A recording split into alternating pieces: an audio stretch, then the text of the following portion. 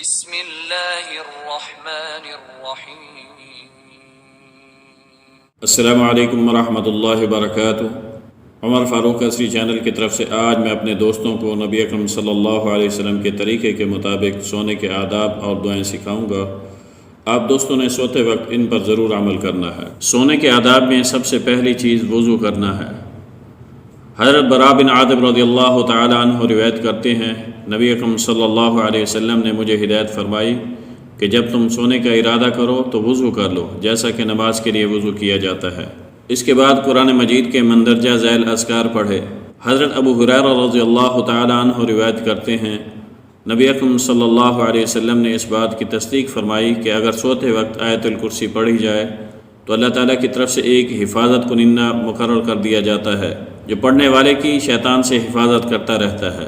اللہ لا الہ الا هو الحی القیوم لا تأخذه سنة ولا نوم له ما في السماوات وما في الأرض من الذي يشفع عنده إلا بإذنه يعلم ما بين أيديهم وما خلفهم ولا يحيطون بشيء من علمه إلا بما شاء وسع كرسيه السماوات والأرض ولا يؤوده حفظهما وهو العلي العظيم۔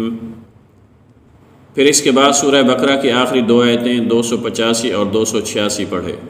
حضرت ابو مسعود انصاری رضی اللہ تعالی عنہ روایت کرتے ہیں کہ نبی اکرم صلی اللہ علیہ وسلم نے فرمایا، جو شخص سورہ بقرہ کی آخری دو آیات آمن الرسول سے علی القوم الکافرین تک سوتے وقت تلاوت کرے گا، یہ آیات اسے ہر بلا سے، ہر مصیبت سے بچانے کے لیے کفایت کریں گی۔ آمن الرسول بما انزل الیہ من ربہ والمؤمنون کل آمن باللہ وملائکتہ وکتبہ ورسلہ لا نفرق بین احد من رسلہ وقالوا سمعنا وأطعنا غفرانك ربنا وإليك المصير لا يكلف الله نفسا إلا وسعها لها ما كسبت وعليها ما اكتسبت ربنا لا تؤاخذنا إن نسينا أو أخطأنا ربنا ولا تحمل علينا إصرا كما حملته على الذين من قبلنا ربنا ولا تحملنا ما لا طاقة لنا به واعف عنا واغفر لنا وارحمنا أنت مولانا فانصرنا على القوم الكافرين۔ اس کے بعد سورہ اخلاص اور معوذتین پڑھے۔ حضرت عائشہ رضی اللہ تعالی عنہ روایت کرتی ہیں کہ نبی اکرم صلی اللہ علیہ وسلم جب سونے کے لیے لیٹتے تو اپنی دونوں ہتھیلیوں کو جوڑ لیتے اور پھر قل هو اللہ احد اللہ الصمد لم یلد ولم یولد ولم یکن له کفوا احد قل اعوذ برب الفلق من شر ما خلق ومن شر غاسق اذا وقب ومن شر النفاثات في العقد ومن شر حاسد إذا حسد قل أعوذ برب الناس ملك الناس إله الناس من شر الوسواس الخناس الذي يوسوس في صدور الناس من الجنة والناس۔ یہ تینوں صورتیں پڑھ کر اپنے ہاتھوں پر دم کرتے اور پھر جسم پر جہاں تک ہاتھ پہنچ سکتے پھیر لیتے، پھر لیٹ کر مندرجہ ذیل دعائیں پڑھیں۔